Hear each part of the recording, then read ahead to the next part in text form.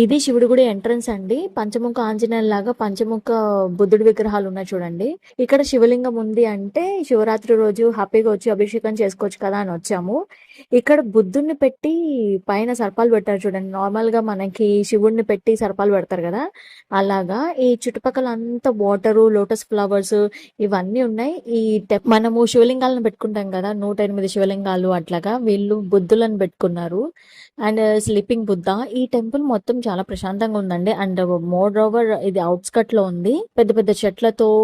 Maintenance లేదు కానీ బానే ఉంది, ప్రశాంతంగా ఒకసారి వచ్చి దేవుణ్ణి దర్శించుకొని పూజించుకొని వెళ్ళొచ్చు. ఇక్కడ చూడండి కొండ మీద దేవుడు ఉన్నట్టు. అండ్ ఇంకా మాతో పాటు నార్త్ ఈస్ట్ వాళ్ళు కూడా వచ్చారు అనమాట, వేరే వాళ్ళు ఎవరో. వాళ్ళ పూజ అయిపోయిన తర్వాత ఇంకా మేము పూజ స్టార్ట్ చేసుకున్నాము. స్వామికి మన చేతులతో అభిషేకం చేయడం అంటే మామూలు విషయం కాదు కదా. అది మన ఊర్లో ఎలాగో మనకి దక్కదు. ఇలాంటి బయట కంట్రీస్ లో ఇలాంటి రెస్ట్రిక్షన్స్ ఉండవు కాబట్టి మన చేతుల మీద మనం అభిషేకం చేసి స్వామిని అలంకరించి పూజ చేయొచ్చు. అండ్ ఇక్కడ మాతో పాటు నార్త్ ఈస్ట్ వచ్చారు కదా, వాళ్ళు పూజ చేసుకునేటప్పుడు అసలు మేము పైకే ఎక్కలేదండి.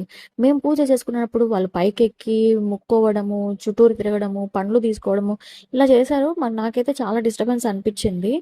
మోర్ ఓవర్ ఏమైతే అది అయిందిలేండి. మేమైతే ప్రశాంతంగా పూజ చేసుకొని స్వామివారికి పూజ చేసుకున్నాము. చూసుకున్న తర్వాత ఇంక ఇంటికి బయలుదేరాం అనమాట. సో ఇది ఇంకా టెంపుల్ చాలా ఎక్స్ప్లోర్ చేయాలి.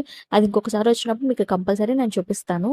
ఈ వీడియోతో ఇక్కడతో ఎండ్ చేస్తున్నా. హర హర మహాదేవ శంభో శంకరం.